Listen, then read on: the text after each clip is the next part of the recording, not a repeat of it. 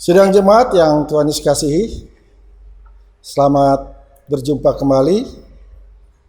Anugerah Tuhan mempertemukan kita pada minggu pagi hari ini, walaupun situasi di luar tidak mengizinkan dengan adanya virus COVID-19, namun kasih Tuhan tetap mempersatukan kita. Sebelum kita masuk di dalam pembacaan dan renungan firman Tuhan pada minggu pagi hari ini, mari kita satu dalam doa.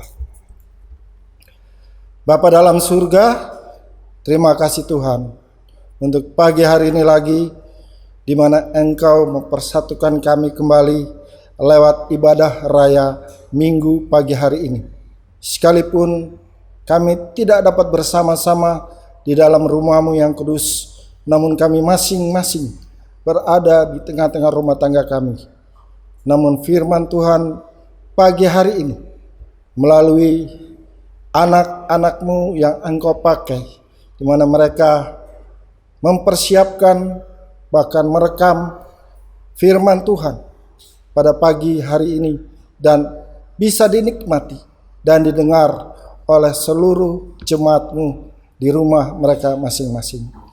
Bapa, biarlah tidak mengurangi akan keberadaan kami, bahkan firman Tuhan yang akan kami dengar bersama-sama.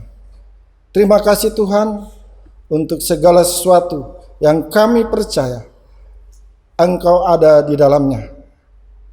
Berfirmanlah ya Tuhan kepada kami, karena kami sudah siap untuk mendengarkan sabda-Mu lagi.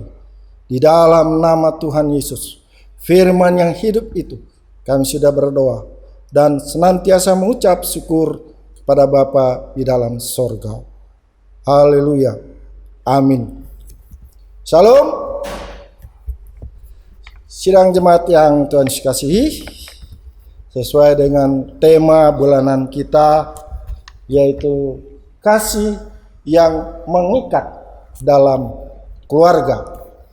Dan subtema kita yaitu sikap suami terhadap istri. Kita akan baca dulu atau membaca Alkitab kita, terdapat di dalam Kolose pasal 3 ayat 18 sampai ayat yang ke-25.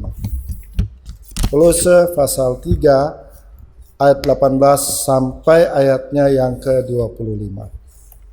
Saya akan membacakannya dan sidang jemaat silakan mendengarkannya dengan seksama.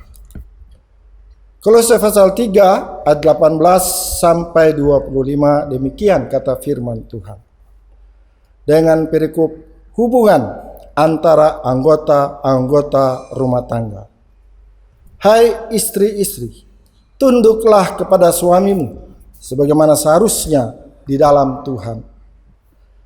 Hai suami-suami, kasihilah istrimu dan janganlah berlaku kasar terhadap dia. Hai anak-anak, taatilah orang tuamu dalam segala hal, karena itulah yang indah di dalam Tuhan. Hai bapak-bapak, janganlah sakiti hati anakmu, supaya jangan tawar hatinya. Hai hamba-hamba, taatilah Tuanmu yang di dunia ini dalam segala hal. Jangan hanya di hadapan mereka saja untuk menyenangkan mereka, melainkan dengan tulus hati karena takut akan Tuhan.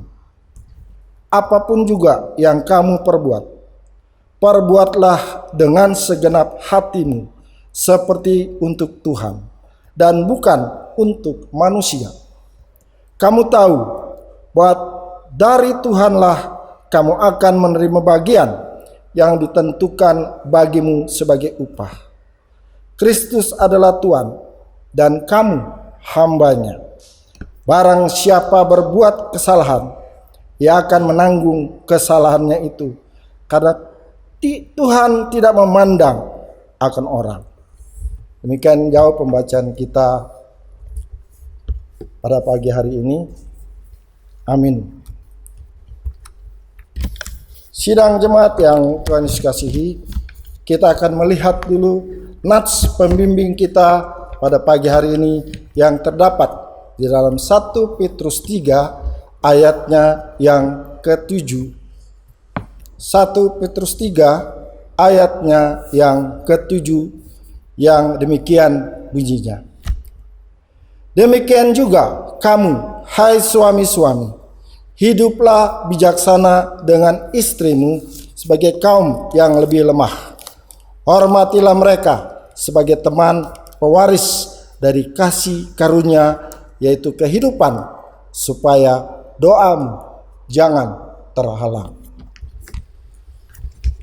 Sidang jemaat yang Tuhan Yesus kasihi, masih ingatkah Bapak Ibu Saudara dengan Lady Diana?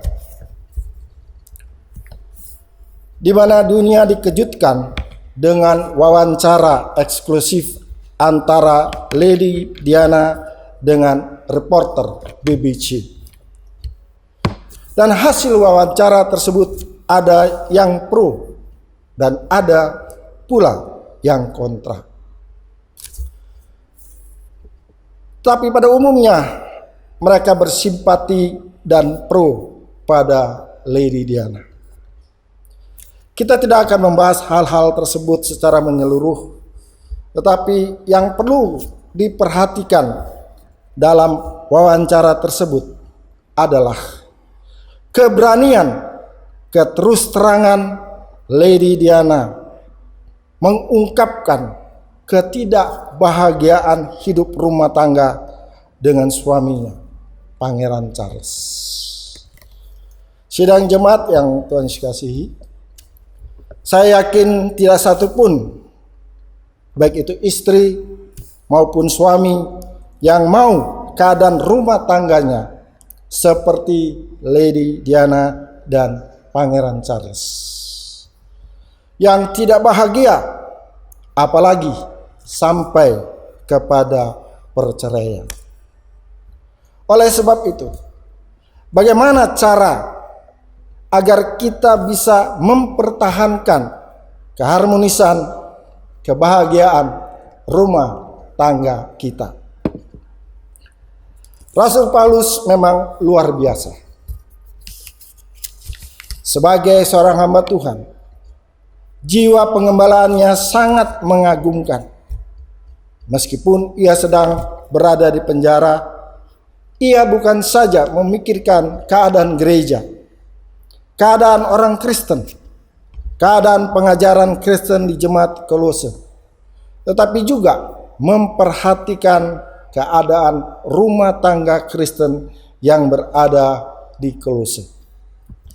Dalam pengarahannya, Rasul Paulus memberitahukan bagaimana agar rumah tangga Kristen dibentuk, dibina, dan bisa harmonis serta bahagia. Sidang jemaat yang kekasih dalam Yesus Kristus, dari pembacaan firman Tuhan kita, Kolose 3 pada ayat 18, dapat kita lihat kata kerja yang terdapat di ayat 18, yaitu kata kerja tunduklah. Kata kerja ini merupakan salah satu kunci bagaimana kebahagiaan rumah tangga kita. Sebelum kita masuk ke tema kita tentang bagaimana sikap suami terhadap istri, kita akan melihat secara singkat bagaimanakah sikap istri terhadap suami. Rasul Paulus berkata, kepada para istri, hai istri-istri, tunduklah kepada suamimu sebagaimana seharusnya di dalam Tuhan. Tentunya banyak istri-istri atau ibu-ibu tidak senang mendengar kata-kata ini, apalagi yang disebut wanita karir. Kok enak benar ya kita disuruh tunduk pada laki-laki. Ini tidak adil, apalagi pada zaman modern ini. Kita harus memperjuangkan emansipasi wanita. Kita harus menuntut hak kita sama seperti laki-laki.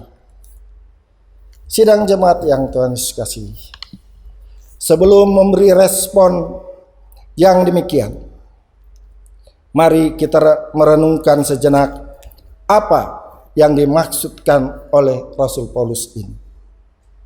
Yang pertama, kata tunduklah dalam bahasa Yunani adalah hupotasso, yang mempunyai pengertian yaitu menempatkan diri di bawah atau menempatkan diri untuk menurut. Dan yang kedua yang perlu diperhatikan adalah kata-kata Rasul Paulus, yaitu Rasul Paulus menyuruh istri yang tunduk kepada suami, bukan wanita tunduk kepada pria. Tunduk seorang wanita pada pria dengan tunduk seorang istri kepada suami itu berbeda. Wanita mau bersaing dengan laki-laki dalam hal karir, dalam hal hak dan sebagainya, silahkan. Tetapi jika posisinya adalah sebagai seorang istri, maka di dalam struktur rumah tangga, istri harus tunduk dan menempatkan diri di bawah suami. Dan istri pun harus nurut pada suami. Mengapa demikian? Dari aspek rohani, kata tunduklah adalah penggarisan yang diberikan oleh Alkitab untuk kebahagiaan rumah tangga kita. Dan Rasul Paulus bukan saja mengatakan tunduklah, dan lebih lanjut mengatakan tunduklah di dalam Tuhan. Kata ini mengandung dua arti. Yang pertama, sebagai anak-anak Tuhan, maka kita harus mentaati firman Tuhan sebagai pedoman hidup dan kehidupan kita. Dan yang kedua, kita melakukan ini bukan saja untuk kebahagiaan rumah tangga kita, tetapi juga karena Tuhan. Mengapa demikian yang kedua? Yaitu dari segi aspek logika. Rumah tangga atau keluarga adalah lembaga yang dibentuk oleh Tuhan. Jika rumah tangga adalah lembaga, maka di dalam lembaga itu ada susunan keanggotaan. Dalam rumah tangga, suami adalah kepala keluarga dan istri adalah yang membantu atau penolong suami dalam pengaturan rumah tangga, dalam hal ini anak-anak. Yang ketiga, mengapa demikian? Yang diperhatikan di sini adalah tunduk di dalam Tuhan. Artinya, tunduk harus sesuai dengan firman Tuhan. Artinya istri jangan sembarangan tunduk, jangan sembarangan taat. Istri tunduk dan taat pada suami dalam hal yang benar, yang sesuai dengan kehendak Tuhan. Jika tidak, maka sesuai dengan posisi sebagai penolong, sebagai yang membantu, haruslah menolong dan membantu meluruskan. Itu sekilas bagaimana sikap istri kepada suami. Dan saat ini kita akan masuk tema kita, sikap suami terhadap istri. Sidang jemaat yang Tuhan Yesus kasihi, melalui pembacaan kita Kolose 3:18-25, kita akan melihat ayat yang ke-19. Di sana dikatakan, kasihilah dan tidak berlaku kasar. Dua kata kerja ini merupakan kunci juga bagi kebahagiaan rumah tangga kita. Rasul Paulus bukan saja mengatakan agar istri tunduk pada suaminya. Lebih lanjut, ia mengatakan agar suami-suami mengasihi istrinya dan jangan berlaku kasar kepadanya. Mengapa Rasul Paulus mengatakan demikian? Yang pertama, sikap suami terhadap istri, kasihilah. Dengan kata kasihilah ini, Rasul Paulus mau mengingatkan kepada setiap laki-laki atau suami akan kelemahannya. Kelemahan laki-laki atau suami adalah gampang berubah cintanya dan kasihnya. Begitu melihat wanita yang lebih cantik, yang lebih muda, yang lebih segar dari sang istri, mudah saja bergoyang hatinya atau pindah ke lain hati. Oleh sebab itu Rasul Paulus mengingatkan bagaimana sang istri setelah menikah akan berubah bentuknya karena harus melahirkan dan mengurus anak-anak pagi, siang, dan malam. Akhirnya dari langsing menjadi langsung, dari yang tadinya ramping menjadi rampung. Begitu juga akan berubah wajahnya karena dimakan usia. Namun sebagai suami kita harus tetap setia, mengasihi dan mencintai istri kita. Sebagai contoh kita lihat sifat Elkana terhadap Hana, istrinya yang sekalipun dia mandul. 1 Samuel 1 ayat 5 sampai 8. Bapak Ibu sidang jemaat yang Tuhan Yesus kasihi. Di dalam nats pembimbing kita 1 Petrus 3 ayat 7 berkata, demikian juga kamu hai suami-suami, hiduplah bijaksana dengan istrimu sebagai kaum yang lebih lemah. Dan selanjutnya sikap yang kedua sebagai sikap suami kepada istrinya adalah jangan berlaku kasar kepadanya. Sidang jemaat yang Tuhan kasihi, kelemahan laki-laki yang lain yaitu dengan mudah bertindak kasar. Memang dari segi fisik pada umumnya pria lebih kuat. Sebab itu sering menjadi jalan untuk menang, untuk membenarkan diri, yaitu dengan bertindak kasar. Yang dimaksud bertindak kasar di sini adalah yaitu dengan menampar atau memukul istrinya. Ada orang yang melukiskan bahwa laki-laki atau suami itu dalam tanda kutip sebagai kerbau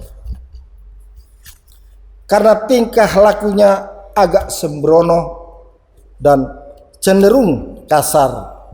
Dan bagi laki-laki yang lemah, mereka seperti kerbau yang dicucuk hidungnya dan dibawa ke sana kemari tanpa melawan.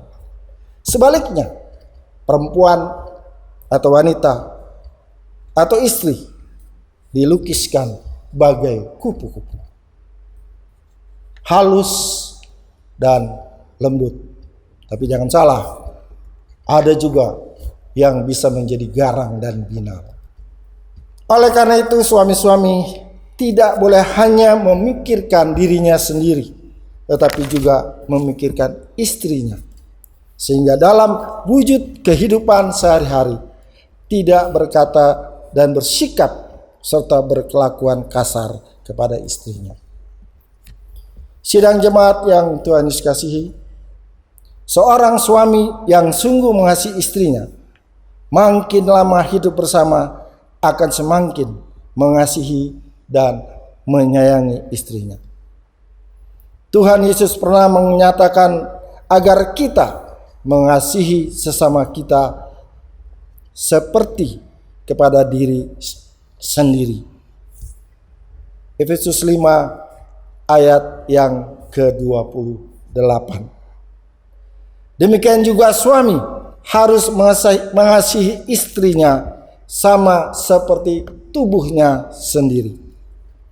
Siapa yang mengasihi istrinya, mengasihi dirinya sendiri. Tidak akan ada orang yang normal mau menyakiti diri sendiri. Demikian pula seorang suami yang sungguh mengasihi istrinya tidak akan memperlakukan istrinya dengan kasar, bahkan menyakitinya.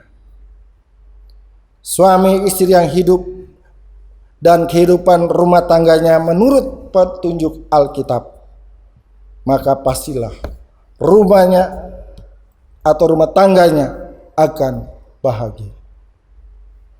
Sidang jemaat yang Tuhan Yesus kasihi.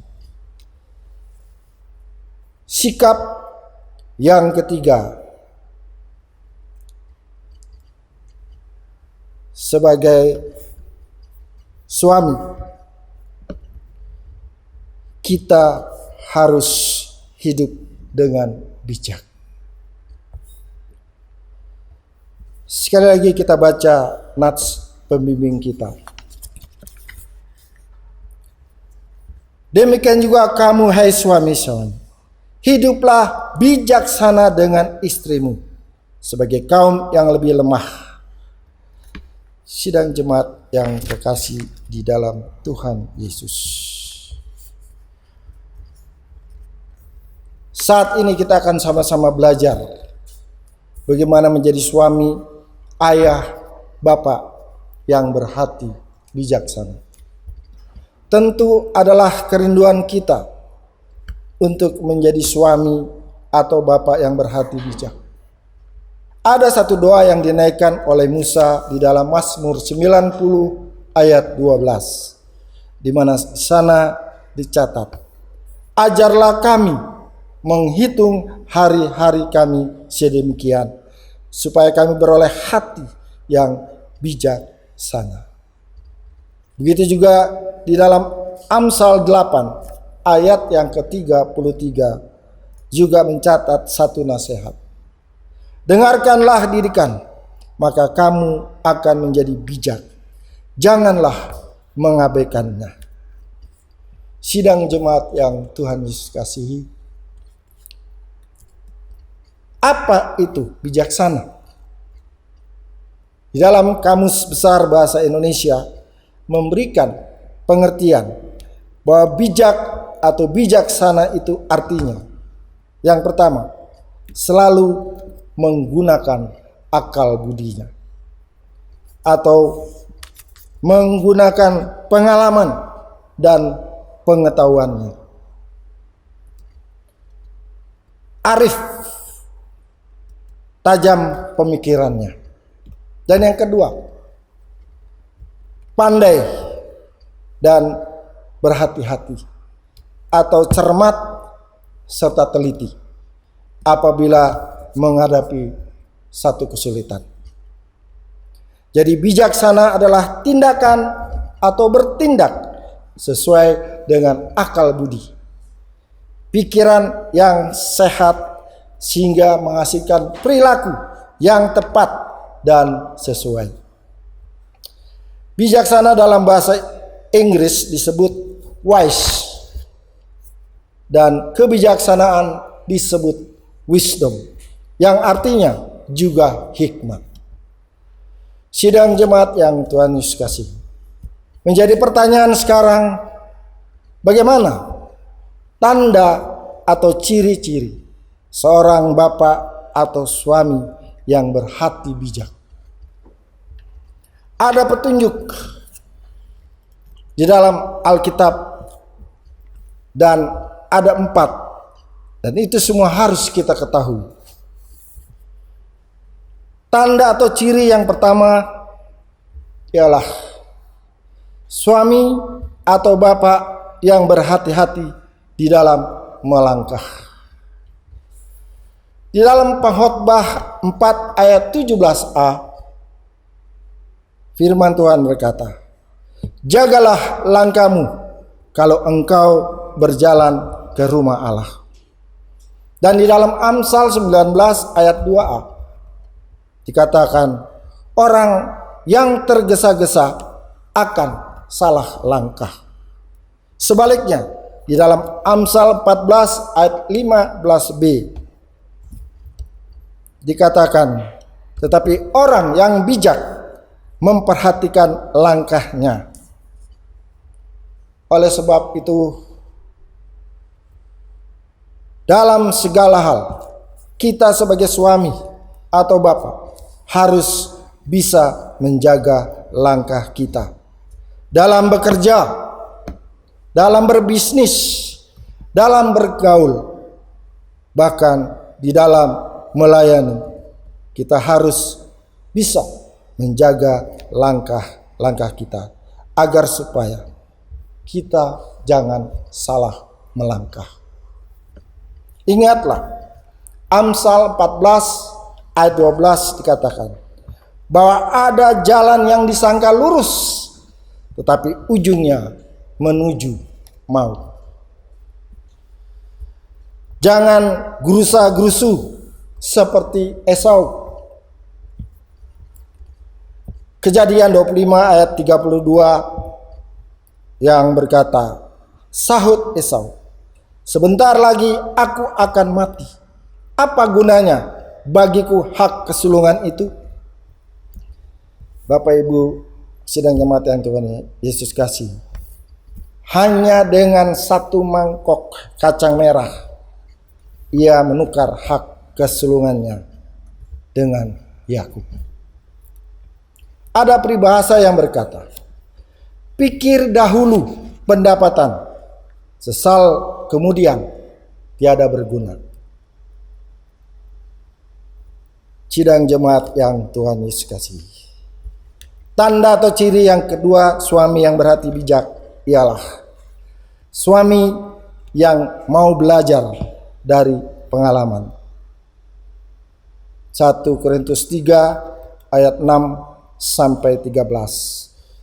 Namun kita akan melihat di ayat 11 yang berkata, semuanya itu telah menimpa mereka sebagai contoh dan dituliskan untuk menjadi peringatan bagi kita yang hidup pada waktu zaman akhir telah tiba. Dan ayat 12 dikatakan, sebab itu siapa yang menyangka bahwa ia teguh berdiri, hati-hatilah supaya ia jangan jatuh. Karena ada pepatah yang mengatakan, pengalaman adalah guru yang baik. Benarkah itu? Dan seberapa pentingnya pengalaman dalam hidup kita supaya tidak mengulangi kesalahan. 1 Korintus 10 ayat 6 sampai 8. Supaya kita belajar bahwa tidak mungkin bebas dari masalah, tetapi masalah akan dapat teratasi kalau kita mengandalkan Tuhan. 1 Korintus 10 ayatnya yang ke-13a. Supaya lewat pengalaman kita belajar bahwa Allah yang kita sembah adalah Allah yang setia dan tidak pernah meninggalkan akan hidup kita. 1 Korintus 10 ayat 13 bagian B. Sidang jemaat yang Tuhan Yesus kasihi, kini kita melihat tanda atau ciri yang ketiga, yaitu suami yang berhati bijak. Suami yang selalu menggunakan waktu untuk kemuliaan Tuhan. Dalam Mazmur 90 ayat 12 dikatakan, ajarlah kami menghitung hari-hari kami sedemikian, supaya kami beroleh hati yang bijaksana.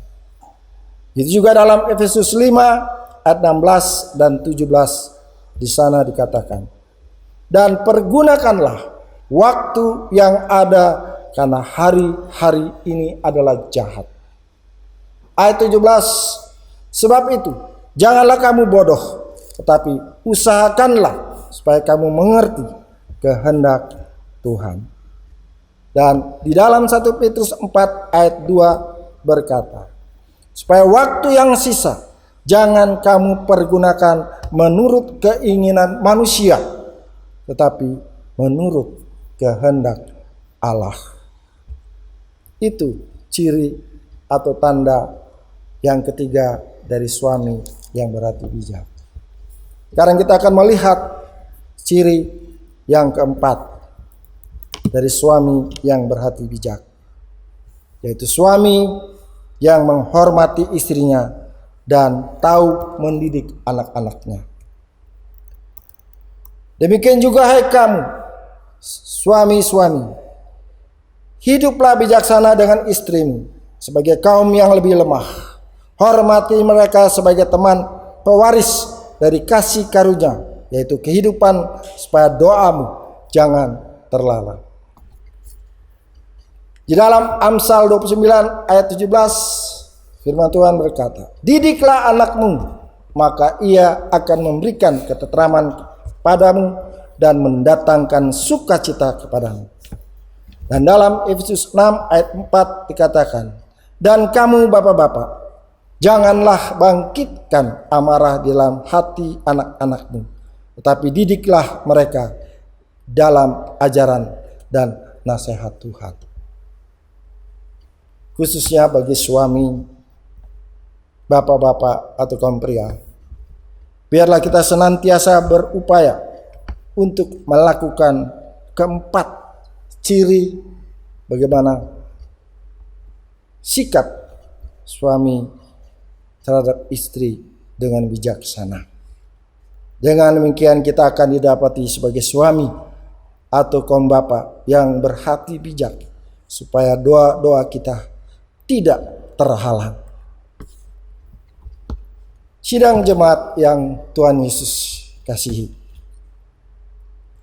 sikap suami kepada istri yang keempat adalah menjadi suami sebagai kepala keluarga atau imam. 1 Petrus 3 ayat 1 dan 2. Demikian juga kamu, hai istri-istri, tunduklah kepada suamimu, supaya jika ada di antara mereka yang tidak taat kepada firman, mereka juga tanpa perkataan dimenangkan oleh kelakuan istrinya. Dan ayat 2 berkata, jika mereka melihat bagaimana murni dan salehnya hidup istri mereka itu,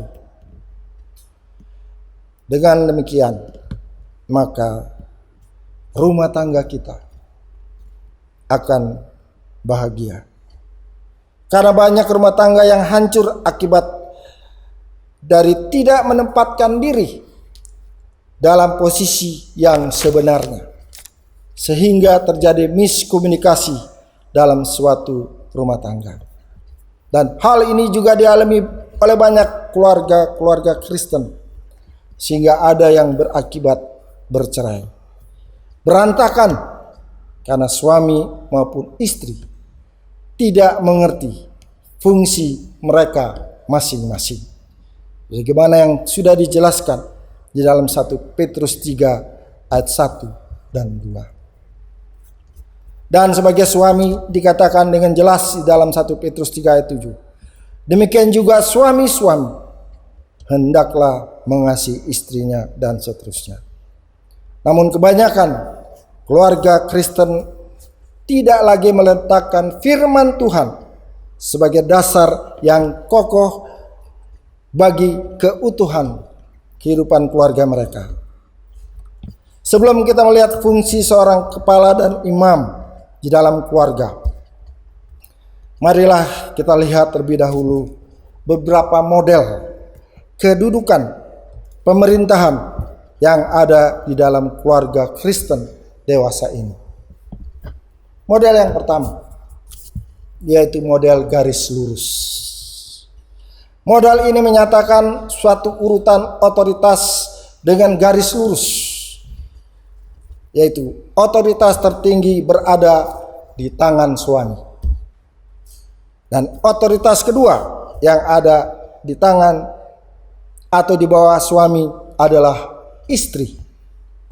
istri mempunyai otoritas terhadap anak-anak. Dan model ini biasanya terdapat pada kehidupan keluarga, di mana sang suami adalah orang yang super sibuk, sehingga tanggung jawab pengurusan anak-anak dilimpahkan sepenuhnya kepada istrinya. Dan model yang kedua adalah model persamaan hak, di mana model ini menyatakan bahwa suami dan istri mempunyai kedudukan yang sama otoritasnya. Otoritas yang tertinggi berada di tangan suami dan istri. Anak-anak diurus oleh siapa saja yang sempat, dan model ini biasanya terdapat pada keluarga yang suami maupun istrinya sama-sama sibuk dengan urusannya masing-masing. Sidang jemaat yang Tuhan kasih, model yang ketiga adalah model penguasa tunggal. Dalam model ini menyatakan di mana suami mempunyai kedudukan dan otoritas tertinggi atas istri dan anak. Kedudukan istri tidak mempunyai otoritas apapun terhadap anak-anak. Dan ini bisa terjadi bila seorang suami dikenal dengan sikap diktator. Tidak ada yang boleh menentangnya, tidak istri maupun anak-anaknya. Dan model yang keempat adalah model bertukar peran, di mana istri menggantikan peranan suami dengan memegang otoritas tertinggi atas suami dan anak. Karena suami kurang berperan dan tidak mempunyai otoritas apapun, dan bahkan harus mengurusi rumah tangga karena istrinya yang menjadi pencari nafkah dalam keluarganya.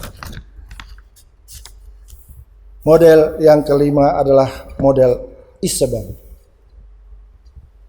Di sini sang istrilah yang memegang seluruh kendali atas suami, anak, bahkan seisi rumah. Suami hanya tunduk kepada perintah istri. Demikian juga anak-anaknya.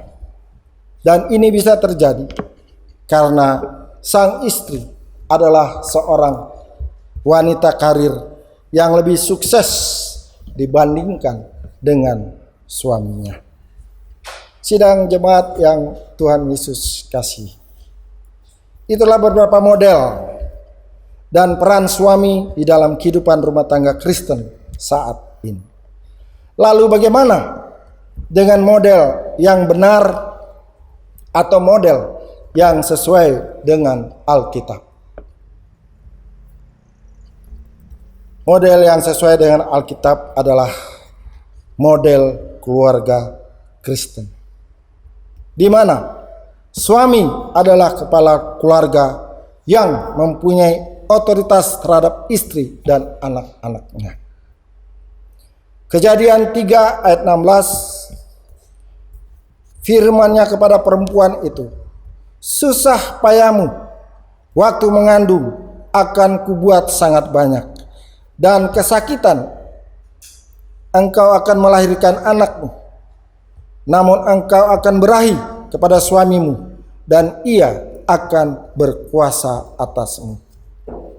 Juga di dalam 1 Korintus 11 ayat 3, tetapi aku mau supaya kamu mengetahui hal ini, yaitu kepala dari tiap laki-laki adalah Kristus, kepala dari perempuan ialah laki-laki, dan kepala Kristus ialah Allah. Sidang jemaat yang Tuhan Yesus kasihi, istri mewakili suami sebagaimana Kristus mewakili Allah, dan suami mewakili Kristus. Suami juga bertanggung jawab atas anak-anaknya.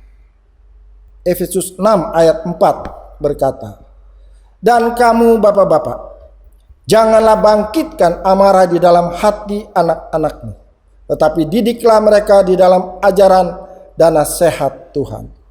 Namun istri juga mempunyai otoritas terhadap anak-anaknya sebagai seorang ibu. Firman Tuhan di dalam Efesus 6 ayat 1-3 berkata, "Hai anak-anak, taatilah orang tuamu di dalam Tuhan. Karena haruslah demikian. Hormatilah ayah dan ibumu. Ini adalah suatu perintah yang penting, seperti yang nyata dari janji ini, supaya kamu berbahagia dan panjang umurmu di bumi." Inilah sidang jemaat yang Tuhan Yesus kasihi, model Kristen yang dikehendaki oleh Tuhan. Lalu bagaimana dengan peranan suami sebagai imam di dalam keluarga? Ada 3 fungsi utama sebagai seorang imam, yaitu yang pertama, mempersembahkan korban. Tugas para imam membawa korban kepada Allah di dalam perjanjian lama adalah untuk menjaga kekudusan umat Israel. Sedangkan peranan suami sebagai imam di dalam keluarga Kristen adalah menjaga kekudusan untuk dirinya sendiri, istrinya, dan juga anak-anaknya. Yang kedua, menaikkan doa syafaat atau menjadi pendoa syafaat. Tugas seorang imam menaikkan doa syafaat kepada Tuhan untuk kepentingan umat Tuhan. Dikatakan bahwa ia menjadi penengah antara Tuhan dan umatnya. Sedangkan suami Kristen juga sebagai imam menjadi pendoa syafaat atau penengah bagi istri dan anak-anaknya.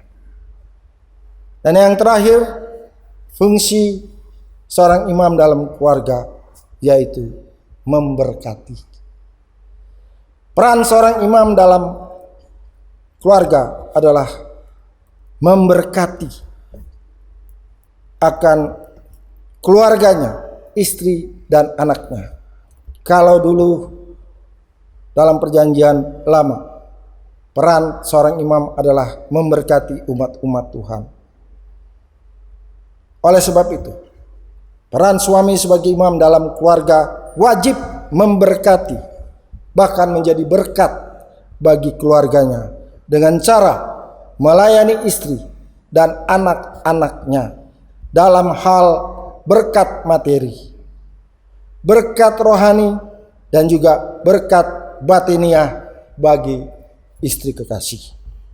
Akhirnya sidang jemaat yang Tuhan Yesus kasihi, khususnya kaum bapak, kaum pria ataupun suami, kita harus memiliki sikap yang sungguh-sungguh mengasihi tanpa melihat situasi ataupun kondisi. Biarlah kita menjadi suami yang memiliki hati yang bijaksana dan menjadi seorang kepala keluarga yang menjadi teladan dan tahu bertanggung jawab akan kewajibannya, serta menjadi imam yang dapat mengayomi seisi rumah tangganya. Tuhan memberkati firman-Nya. Amin. Mari sidang jemaat yang kekasih, kita berdoa dan bersyukur untuk firman Tuhan pada pagi hari ini. Mari kita berdoa. Bapa dalam surga, kami mengucap syukur dan berterima kasih untuk firman-Mu yang pagi hari ini sudah kami dengar bersama. Hamba-Mu sudah berhenti berbicara Tuhan. Namun biarlah Roh Kudus-Mu terus berbicara dan mengingatkan bagi kami khususnya para suami. Biarlah kami sebagai suami sungguh-sungguh mau mengasihi istri apapun situasi dan kondisinya sampai pada saat ini. Tidak berlaku kasar, karena pada dasarnya istri atau perempuan itu lemah. Biarlah kami menjadi suami yang memiliki hati yang bijaksana, sehingga bisa menjadi teladan di dalam rumah tangga. Menjadi suami dan menjadi kepala serta imam di dalam rumah tangga, bahkan di tengah keluarga, sehingga tetap menjaga kekudusan hidupnya, bahkan kekudusan seisi rumah tangganya. Juga sebagai suami yang menjadi pendoa syafaat dan memberkati serta menjadi berkat bagi keluarganya. Terima kasih Tuhan untuk firman. Dan biarlah kami sungguh-sungguh menjadi pelaku dari firman Tuhan ini, bukan hanya menjadi pendengar. Terpuji-pujilah Engkau. Di dalam nama Tuhan Yesus kami sudah berdoa dan senantiasa mengucap syukur kepada Bapa di dalam sorga. Haleluya. Amin. Sidang jemaat yang Tuhan kasihi, kita akan segera mengakhiri ibadah kita pada minggu pagi hari ini dan menerima berkat. Namun sebelumnya kita akan memuji Tuhan dengan pujian Ku cinta keluarga Tuhan dan disambung dengan Ku kasihi kau dengan kasih Tuhan. Sebanyak 2 kali.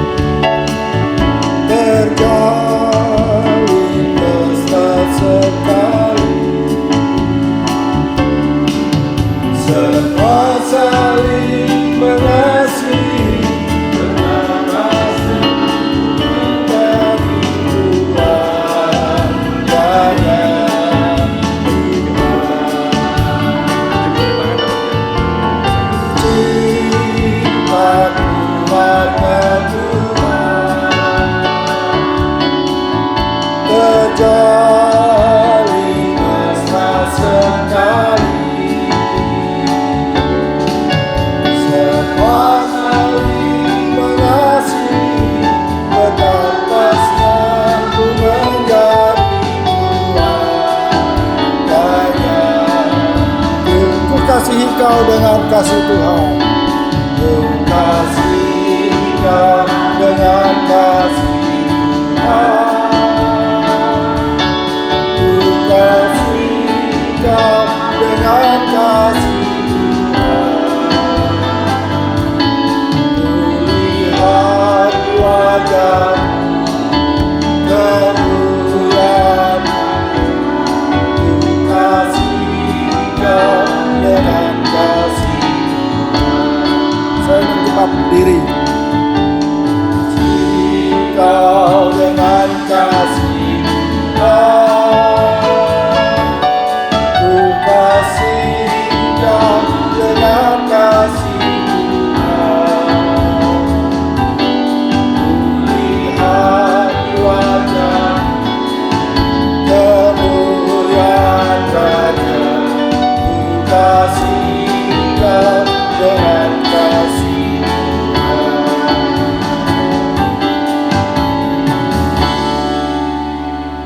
Sidang jemaat yang Tuhan kasihi, arahkanlah hatimu kepada Tuhan dan terimalah berkat-Nya. Tuhan memberkati kita dan melindungi kita. Tuhan menyinari kita dengan wajah-Nya dan memberi kita kasih karunia. Tuhan menghadapkan wajah-Nya kepada kita dan memberi kita damai sejahtera dari saat ini sampai Maranatha, Tuhan Yesus datang kembali. Amin.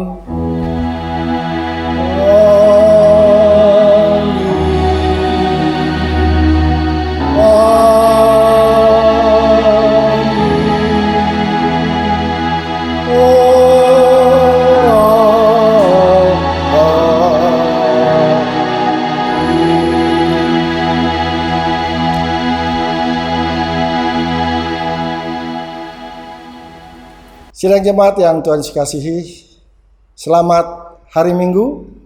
Tuhan Yesus memberkati kita sekalian. Amin.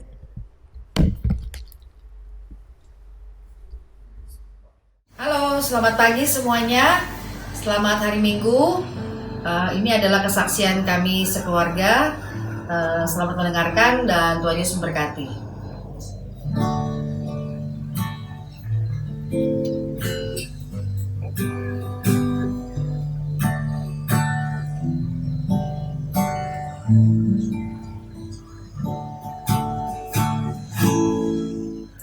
Waktu perkenalanku, aku pun tahu. Waktu kau bercerita, aku pun tahu. Mengapa kau diam tentang diriku? Waktu kau bertanya, siapakah aku?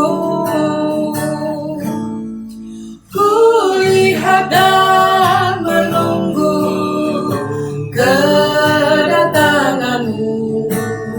Ku tahu dengan pasti kau akan pergi, karena keindahan dan sinar matamu. Kau jual kesulunganmu untuk dunia. Mengapa kau pergi tentang diriku? Bukankah kau tinggalkan firman untukmu? Ku pergi menyediakan tempat untukmu. Kau tak mungkin ke sana tanpa diriku.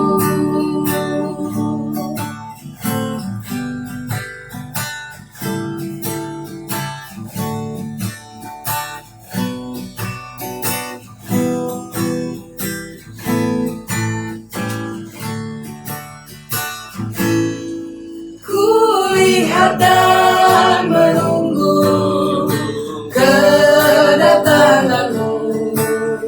Ku tahu dengan pasti kau akan pergi, karena keindahan dan sinar matamu. Kau jual kesulunganmu untuk dunia. Mengapa kau ragu tentang diriku? Bukankah kau tinggalkan firman untukmu? Ku pergi menyediakan tempat untukmu. Kau tak mungkin ke sana tanpa diriku. Mengapa kau ragu tentang diriku? Bukankah kau tinggalkan firman untukmu? Ku pergi menyediakan tempat untukmu. Kau tak mungkin ke sana